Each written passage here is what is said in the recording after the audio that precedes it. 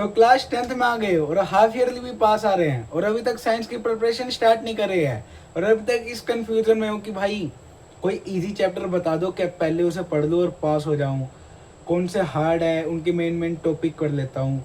Medium बता दो जिससे चलो थोड़ा बहुत पढ़ के पास ही हो जाऊँ। तो ये वीडियो सिर्फ और सिर्फ आपके लिए है।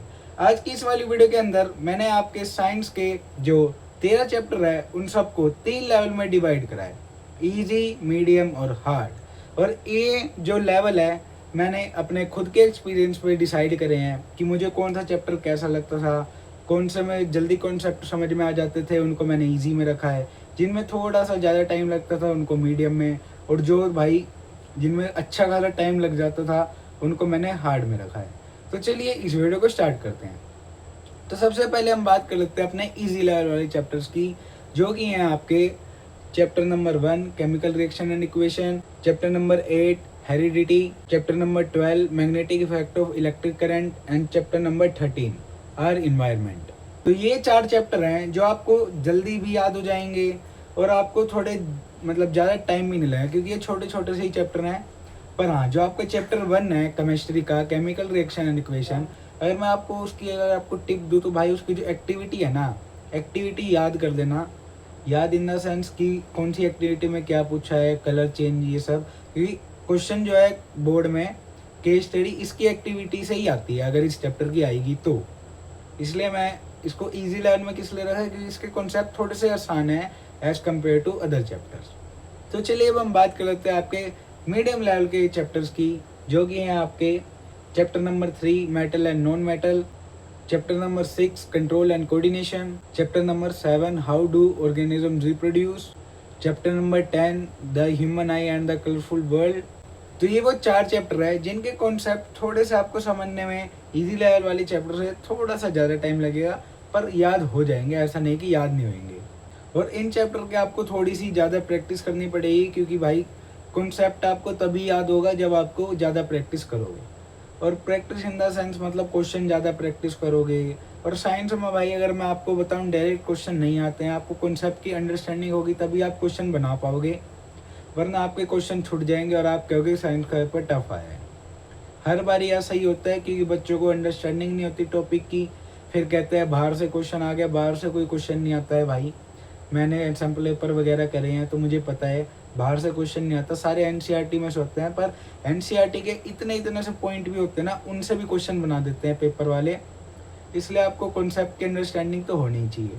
अगर आपको साइंस के टीचर जानने हैं भाई यूट्यूब पे कौन से पढ़ने हैं, तो आप यूट्यूब पे मेरी ये वाली वीडियो देख सकते हो। मैंने इसके अंदर साइंस के बेस्ट टीचर डिस्कस करे हैं जिनसे आप पढ़ोगे तो आपको कॉन्सेप्ट अंडरस्टैंडिंग आ जाएगी, आराम से आपके क्वेश्चन भी बनने लग जाएंगे। तो चलिए अब हम बात कर लेते हैं आपके हार्ड लेवल वाले चैप्टर्स की, जिनमें आपको एक्चुअल में ज़्यादा मेहनत करनी है, आपको समझने में टाइम लगेगा और ये चैप्टर टाइम कंज्यूमिंग भी है। तो इस लेवल में आपके चैप्टर है carbonates compound, life processes, acid bases and salts, chapter number 9 light refraction and refraction, और चैप्टर नंबर 11 इलेक्ट्रिसिटी। ये भाई वो चैप्टर हैं जिनमें आपको एक्चुअल में थोड़ी मेहनत करनी है। फिजिक्स के तो भाई आपको जो 9 चैप्टर हैं उसमें भाई साइन कन्वेंशन ही याद कर लो, क्योंकि भाई साइन कन्वेंशन इतना आसान टॉपिक, भाई इसमें ही मार्क्स कट जाते हैं। मेरे को लगता है मेरे जो साइंस में मार्क्स कटे साइन कन्वेंशन की वजह से ही कटे हैं।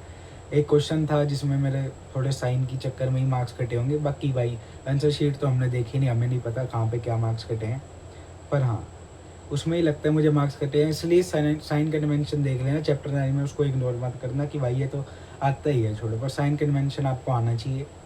और चैप्टर नंबर 11 है उसके तो भाई डायग्राम वाले इलेक्ट्रिसिटी के डायग्राम वाले प्रैक्टिस कर लेना, क्योंकि अगर मान लो गलती से फंस गया अगर बोर्ड में आपका डायग्राम वाला, मेरा तो आया नहीं था, पर मान लो गलती से आपका फंस गया क्वेश्चन, भाई इतने खतरनाक खतरनाक क्वेश्चन आते हैं इलेक्ट्रिसिटी वाले चैप्टर में से।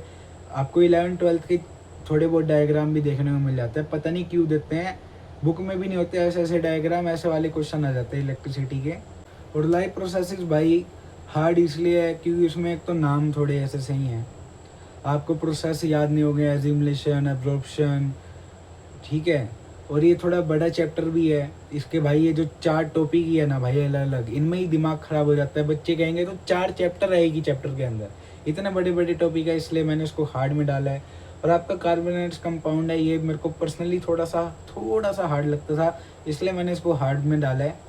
और अगर आप लोगों को लगता है कि भाई नहीं मेरे को तो ये आसान लगता है, तो आप अपनी लिस्ट बनाओ। पर ये मैं जो मेरे को खुद पर्सनली लगते थे मुश्किल है, ईज़ी है, मीडियम है, इसलिए मैंने आपको ये बता दी। अगर मान लो आपने अभी तक पढ़ाई स्टार्ट नहीं करी है और आप अब सोच रहे हो हाफ ईयरली में पढ़ने के लिए, तो आपको काम आएगी। और बोर्ड में तो आप इस वीडियो को देख ही सकते हो। अगर आपको शुरू से स्टार्टिंग से वो करनी है अपनी प्रिपरेशन स्टार्ट, एकदम रिवीजन की, एकदम फटाफट आसान वाले चैप्टर 1-2 दिन में निपटा दूंगा, मीडियम वाले 3-4, हार्ड वाले में चलो जितना टाइम लगेगा लग जाएगा। तो आज की इस वाली वीडियो के अंदर इतना ही था। अगर आपको और भी किसी सब्जेक्ट से रिलेटेड डाउट हो तो मुझे कमेंट में ज़रूर बताना। अगर आप लोगों को किसी चैप्टर में डाउट हो कि भाई ये कैसे होगा, तो भी पूछ सकते हो आप कमेंट के अंदर, मैं रिप्लाई करूँगा अगर मुझे भी आता होगा तो। और उसके बाद अगर आप लोगों को ये वाली वीडियो अच्छी लगी तो इस वीडियो को लाइक कर देना, चैनल को सब्सक्राइब कर देना, और ये वीडियो अपने हर एक उस दोस्त को भेज देना जो कि भाई साइंस करने में डरता है, उसे लगता है भाई कोई भी आसान चैप्टर नहीं है। जो मैंने बताया अगर भाई तूने वो कर लिए तो हाफ ईयरली में तेरे चांसेस है पास होने, अगर वो चैप्टर आ रहे हैं तो थोड़ा आप अपने जैसे सिलेबस है आपका हाफ ईयरली में लेवल वाइज अपने डिसाइड कर लेना कौन कौन से चैप्टर हैं, उस हिसाब से आप अपनी प्रिपरेशन स्टार्ट कर सकते हो। तो चलो मैं आपको मिलता हूँ अगली वीडियो के अंदर। Thank you.